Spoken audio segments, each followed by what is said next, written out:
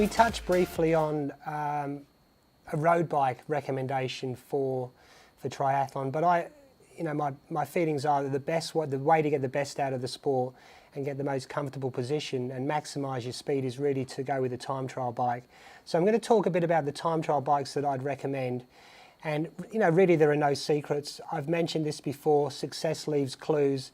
And if you go and look at the Kona bike statistics, so the Kona bike count, you'll find every year without fail that Cervelo are number one. And they're number one by quite a distance. And I think that's probably because they have a few bikes in their range.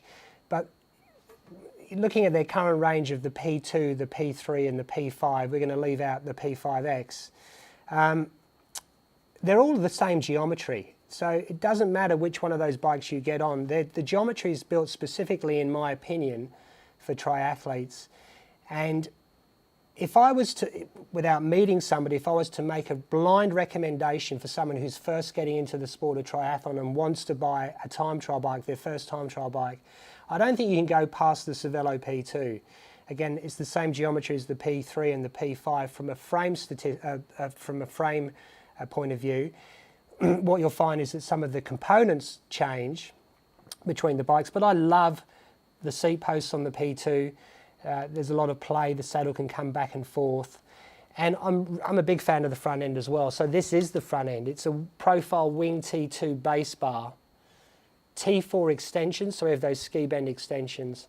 And again, we have these pads that we can move in and out and back and forth. So there's an awful lot of adjustability on the bike. I think, again, it's extremely good value for money. So Cervelo P2, Cervelo P3, Cervelo P5. Second in the bike count at Kona last year was the Trek, and the Trek Speed Concept's a bike that I ride. Again, there's a lot of adjustability. So going back to those bike fit principles, what we want to be able to do is we want to have some movement in the saddle. We want to come back and forth. We want to have a nice straight seat post so that we can get forward and open up our hip angles.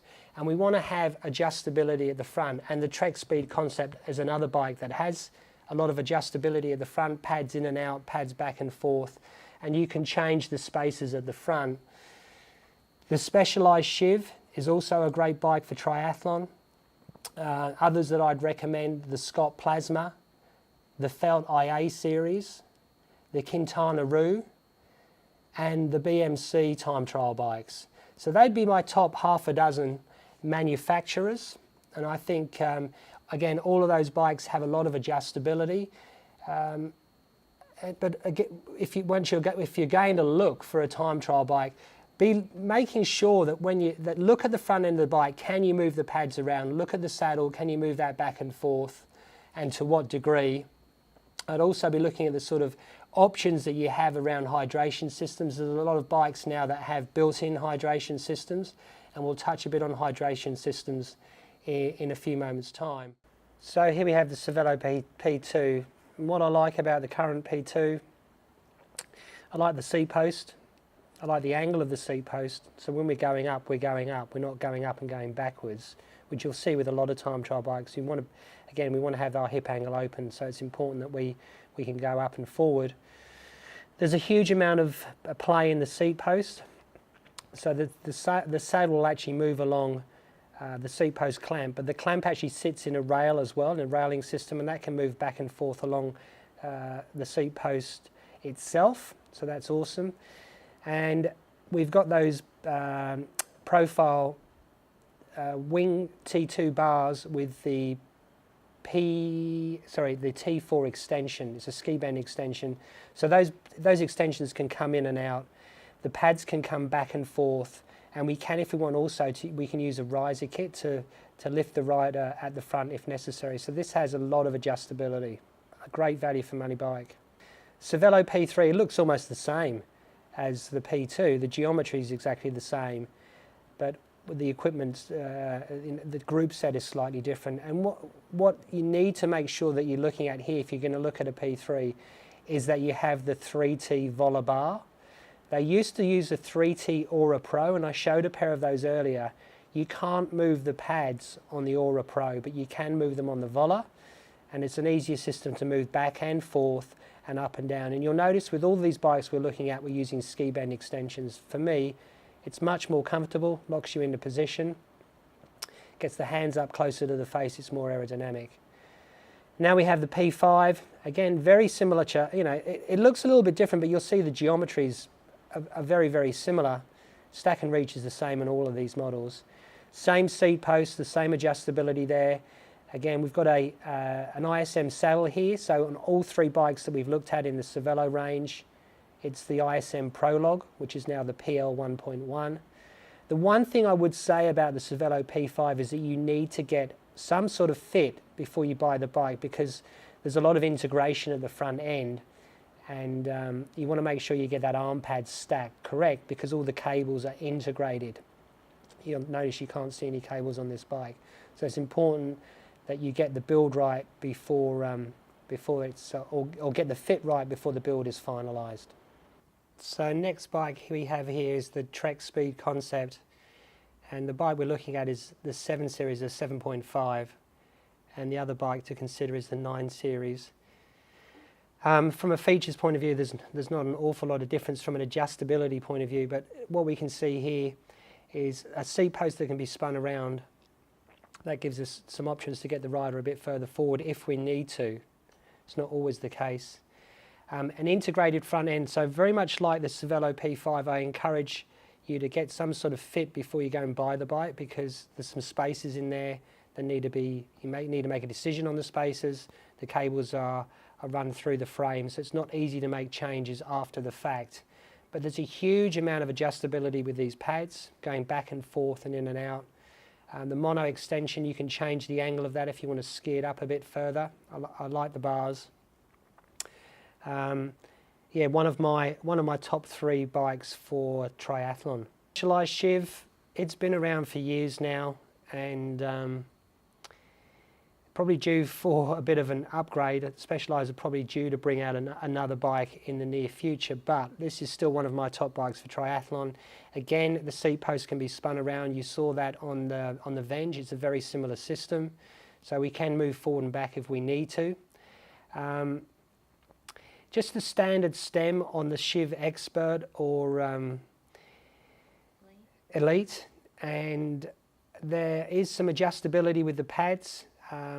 Not so much in and out, but back and forth we have adjustability there, and the ski bend extension, which I like. And if you'll notice with all of these bikes, the angle of the seat post is pretty much the same. We're just going straight up, and that's really important if we want to keep our hip angle open. And these bikes, again, Specialized, one of my top 3 bikes for triathlon, because I'm considering not just the position we can get you in, but what you can do afterwards when you get off and run. And it's really important with the geometry that you can get that hip angle open so you can run off the bike. Felt IA, there are a number of different bikes in the range in the IA series. Again, you'll look at the seat posts, very, very similar in seat post angle to the Cervelo, to the Trek, to the Specialized. The one thing that I'm not particularly keen on with this bike are the extensions. They call Felt call this an F-bend extension. And what I generally recommend to people is when they buy the bike, they get that extension changed out and have a ski bend extension put in. And oftentimes we'll put in a profile T1 or a profile T3 extension. They work best, I believe, with this bike. But we have a lot of adjustability in the pad. We can space the pads and we can move them back and forth. We can go up and down with the spacer kit. But these sort of things with changing out the extensions is a conversation that you want to have before you buy the bike. The bike shop's far more likely to do this at nil cost or a very low cost when you're negotiating on a purchase, rather than when you come back with a bike in a month or 2 months' time realizing that you can't get comfortable and you want those ski bends, then they're going to charge you a premium. Scott Plasma, again, look at the seat post, go straight up. We've got plenty of adjustment there, looks very similar to the seat post on the Cervelo. We can go back and forth. They use a profile pad at the front of the bike. So, you know, the profile pads, they don't just have a lot of adjustability. There's an awful lot of real estate on them, which I'm a big fan of. The extensions, you know, they work for some people, not for everyone. It's a ski bend extension. I just don't believe it kicks up enough for my liking. This particular bike, the Plasma, has a built-in hydration system at the front, and it's one that kind of works. And you can see also there's a built-in bento box as well. So it's a nice, clean bike with an integrated finish, and something that I would certainly consider using for triathlon. And the final bike is the BMC, and really good looking bike. It reminds me very much of the Trek Speed concept. I really like the storage box at the rear of the bike. Those boxes actually make the bike more aerodynamic, and they're practical. You can hold a lot of stuff in there. You can hold spares, you could hold a spare tyre, gas cylinders, tubes, etc., etc. Again, look at the seat post. You can move that saddle back and forth very, very easily.